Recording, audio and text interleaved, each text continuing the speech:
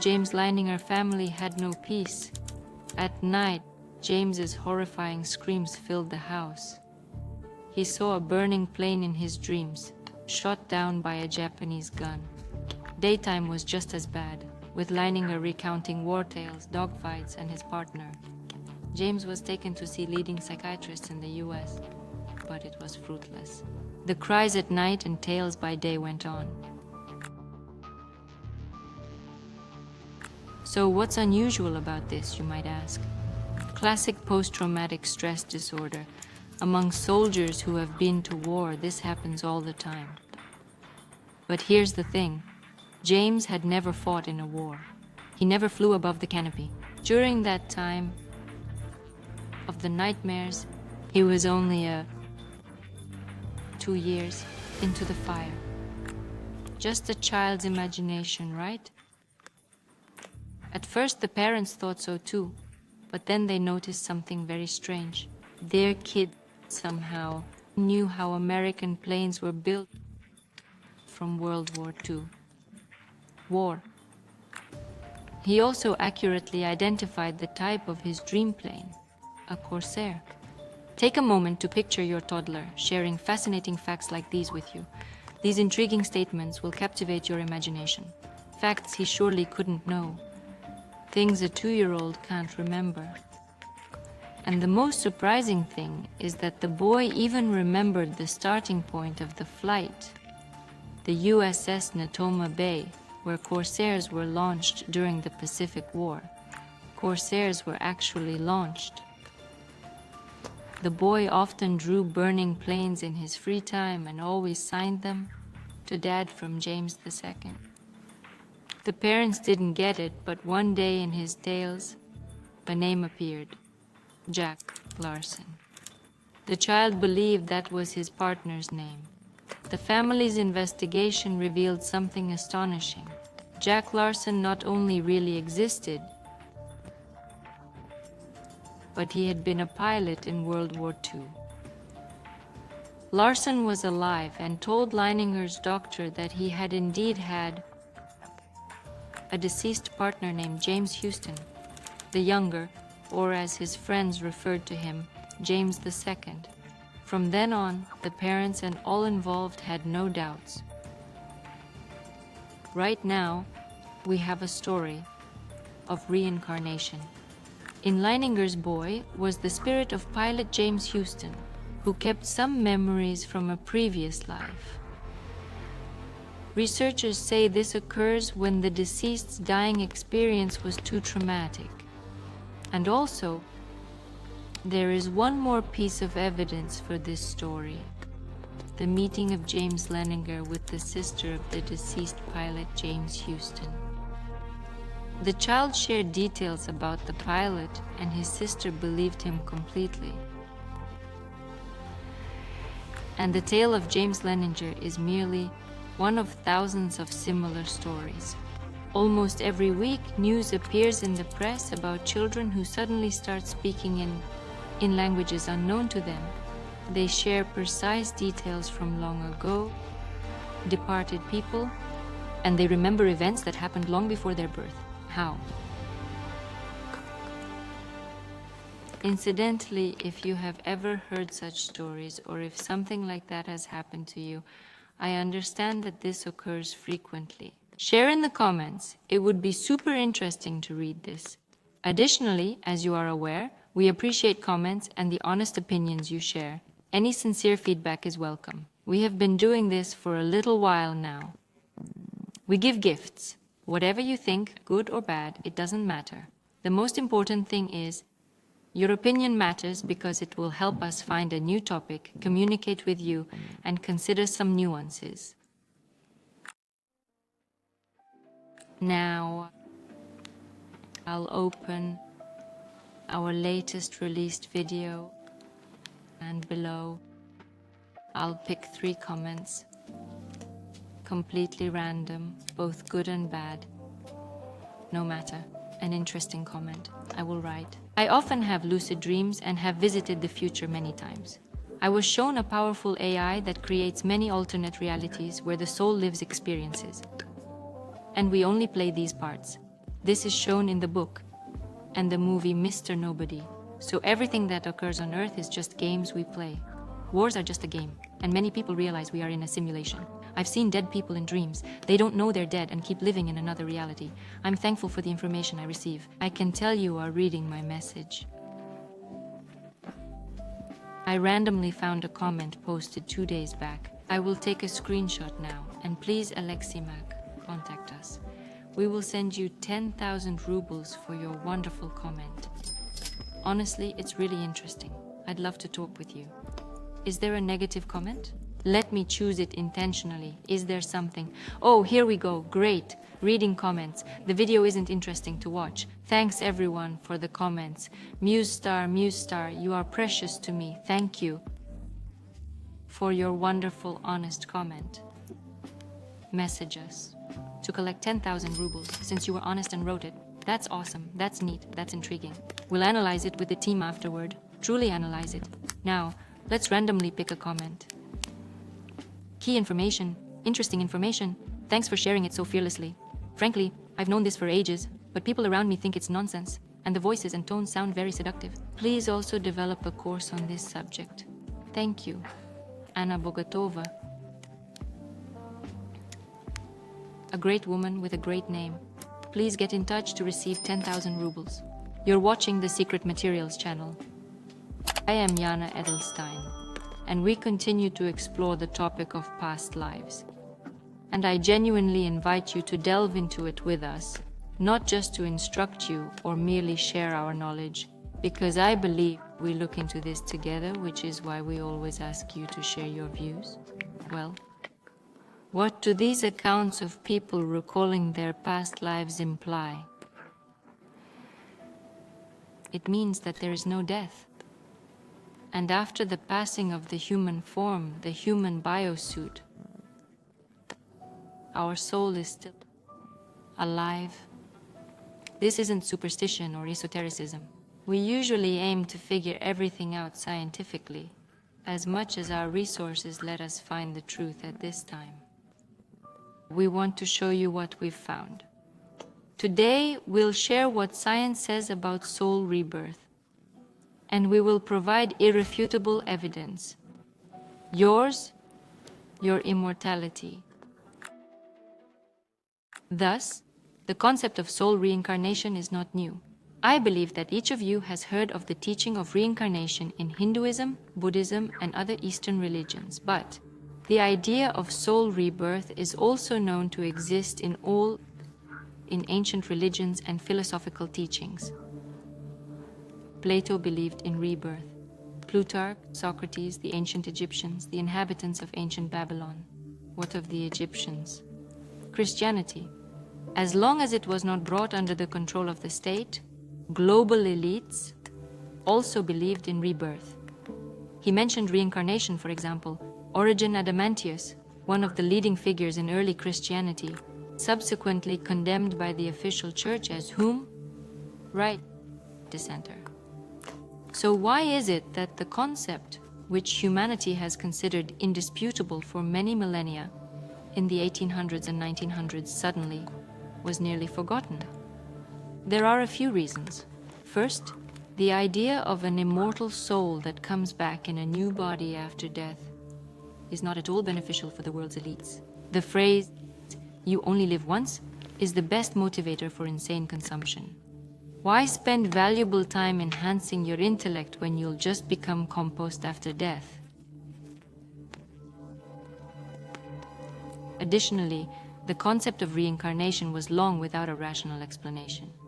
Materialism, which had constrained science in past centuries, definitively saw humans as flesh and bone machines, and identity as a set of neural links. However, researchers questioning this fact emerged as early as the early 20th century. The initial scientist to challenge materialism's supremacy was Russian researcher Vladimir Mikhailovich Bekhterev, a scientist who still holds undeniable authority among physiologists, neurologists, and psychiatrists everywhere.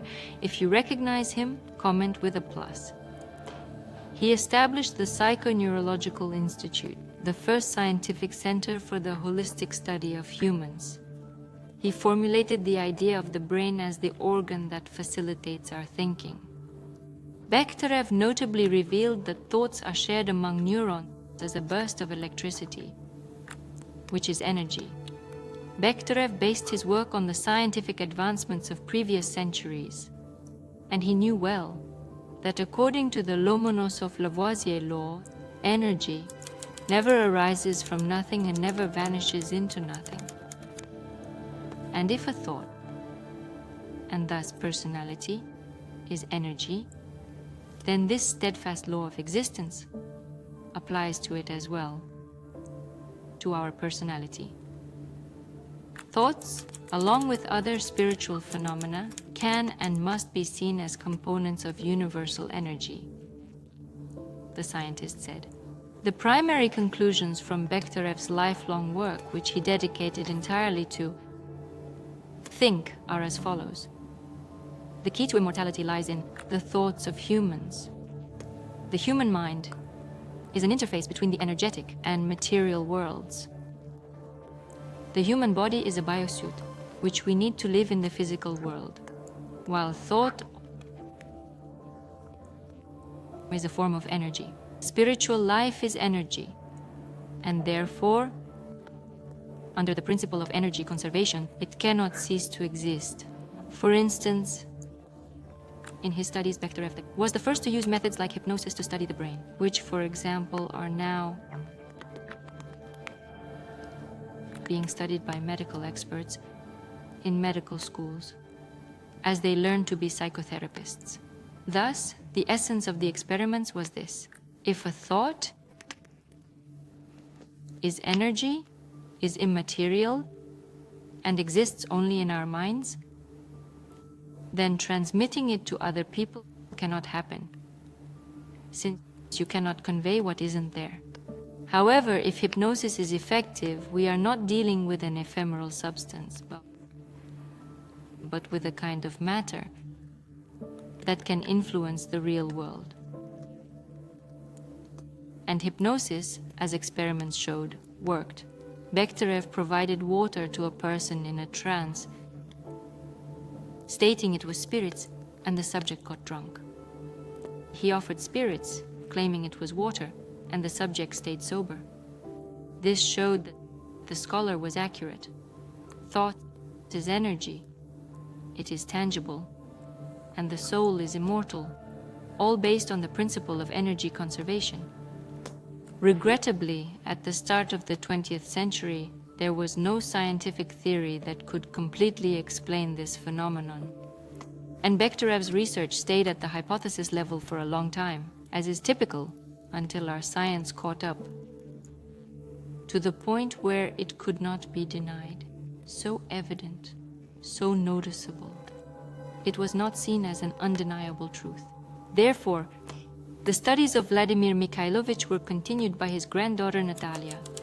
Among scientists researching the brain, Natalia Petrovna's name is as important as her great-grandfather's. A PhD, a professor, an academician. She spent much of her life researching human consciousness and was equally convinced that death is not real. Here's what she stated. At this time, the departure of the soul from the body and all following processes had been seen by a significantly larger number of people than necessary to validate the existence of a newly identified physical particle. Furthermore, in Bekhtereva's life, there was an instance when she herself could witness the reality of an immortal soul. One day she saw a figure hanging in the air outside her window, a phantom figure, which she identified as her late husband. Natalia Petrovna was deeply shocked, but even in such a terrifying situation, she remained a true researcher, and instead of running away, she asked her assistant to observe and confirm the presence of the spirit, and she affirmed that it was indeed Natalia's departed husband. Bektereva was sure that life does not end beyond physical existence, and that we all will outlive our bodies.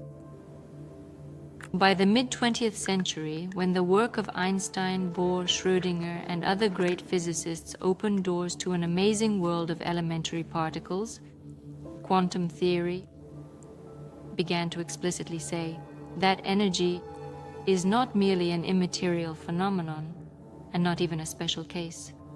Energy. This is what constitutes our world.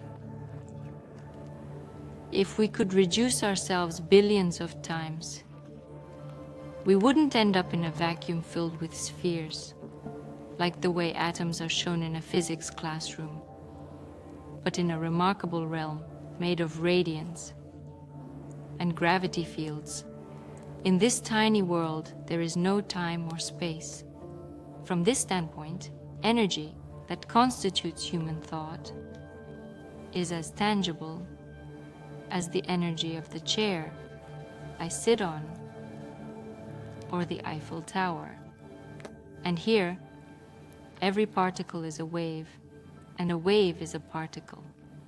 Therefore, the advancements in quantum physics have proven the validity of Vladimir Bekhterev's claims and provided a solid scientific basis for his theory on the immortality of the soul. And at this point, you might have a valid objection that if thought is material, and this is proven, then why isn't it utilized? It's evident that sharing such knowledge with the public is risky, but the elites, especially the intelligence services, ought to have harnessed methods to influence the real world through thought. And the fact is that these methods have been used by intelligence agencies since the mid-60s. We previously covered the CIA's project on brain capabilities in our video about the Absolute.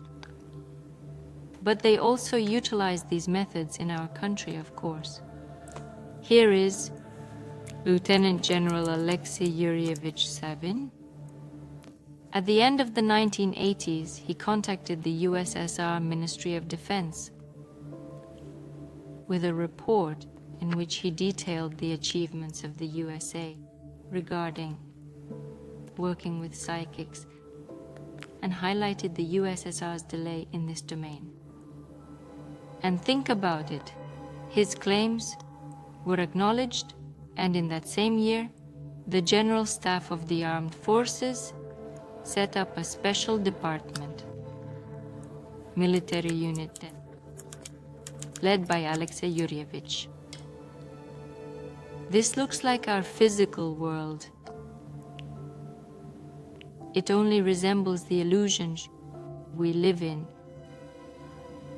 And it only confirms once again that outside of our naive illusion, everyone has known this for ages. Therefore, the military unit that was established was engaged in enhancing super abilities among Soviet military and KGB officers. In their studies, General Savin, together with the KGB and a team of scientists, conducted a secret experiment at that time concerning the reincarnation of souls. The outcomes of this experiment were truly astounding. They managed to prove scientifically and affirm that the human soul is immortal, and soul reincarnation really exists. Death is non-existent. We ran an experiment with the KGB organizing a reincarnation test. We showed that soul reincarnation is real. I had everything recorded in a secret video. First, I had to shield myself from foreign spies and then from journalists who were onto something. There was still a leak. There is information. And there were well-meaning people, which is good, but a lot of malice. That is, people who did not work for our country. We knew everything about the person. Thank God they didn't kill us. This is an excerpt from our interview with him, one of the first on our channel. I got to him so he could speak about it firsthand on this. Therefore, after this video, you will be able to go and learn more about him by viewing the interview. By the way, General Savin, a direct heir to Vladimir Mikhailovich Bekhterev's legacy, he personally knew his granddaughter Natalia Petrovna and talked with her about the human soul. Once Bekhterev said, "Alexei Yuryevich, believe me, a person's soul exists," and this paves the way for him to immortality. But alas, after the USSR fell apart, Savin's program was cancelled. Such work has always been done, is being done, and will continue to be done. And this occurs among all nations participating in the arms race, the weaponry, etc. But let's return to the soul and its immortality. I have another intriguing example. Michael Newton, an American hypnotherapist, has spent over 50 years studying human psychology. Let's see what Dr. Newton himself says about his patients. I am a conventional psychotherapist, and at first I did not engage in past life regression or any of my current practices. One day a man came to me and asked if I used hypnosis. Could I send him to his past life? I was very resolute then and declared that I do not engage in such matters and that I have a traditional academic orientation in my worldview and he should consult someone else. A few years later, a client came to me complaining of pain in his back. He stated he had visited many doctors, had an X-ray, and was informed it was psychosomatic pain, meaning it was due to his thoughts, and if he just let it go, the pain would fade. But the pain was so intense that he couldn't get enough sleep. He asked me if I could find its root cause in his childhood. Could I take him back to his childhood? I held a session like that and looked into many childhood aspects, but there was no case of falling on something sharp or being cut, nothing at all, that could cause such sharp pain in his back. Unsatisfied with these results, I told this person, who, by the way, entered a hypnotic state very quickly, and this is an important point, because this is essential for the past life work I currently practice. I told him, return to the source of your pain and share the first time you experienced it. And suddenly he found himself on a battlefield in France during World War I, fighting for a British division. This is how he unexpectedly regressed into one of his past lives while lying on my couch, and I, being very skeptical by nature, asked him to describe the insignia of his division on his arm, what battle it was, where he was, who he was fighting against, because I didn't believe what was happening during the session. He detailed everything accurately, and being a history lover, I knew he was precise in what he said. I then realized this was my first instance of past life regression. I was bewildered, like a small boy lost in the kitchen when his mom was away. After that, I recognized that past life regression is indeed real. His method is called regressive hypnotherapy. By inducing a trance, Michael aids them in recalling past experiences long forgotten, including those from previous lives. The psychologist states that the human mind can be seen as 3 concentric circles. The first outer layer is the thinking consciousness, the second layer is the subconscious, and the third layer is what we refer to as the superconscious mind, the superconscious, the center of our true essence, and is supported by the subconscious, which holds memories acquired in our previous human bodies. The superconscious isn't a level, but the soul itself, says Michael. He claims that all his patients, regardless of their religious beliefs, respond similarly to questions about the spiritual world while under hypnosis, often using the same phrases. This means that the spiritual world is universal and shared by the souls of all people living on earth. He also says that a person in a trance cannot lie or fantasize, and the conscious mind is not in an unconscious state, so it can both receive and send information. So it turns out, if you want, you can adjust the brain so that memories from previous lives come not only in a state of hypnosis. Can you imagine the leap a person could make if, during reincarnation, we retained all the knowledge gained throughout our lives not just from one life, but from the infinite series of lives. Not starting over each time, but continuing from where you left off last time, or at least activating your soul's talents. This is the unique feature of us, humans, our bodies, and the world we live in. And importantly, the techniques for activating our psyche are indeed real. You can find more details about this at the link below this video. And do share your thoughts on everything we've talked about today. I'm genuinely curious and would love to discuss it with you. Also, let us know what other topics you would like to discuss in future videos. Stay with us as co-creators in our journey. Let's build what we create together. Goodbye for now.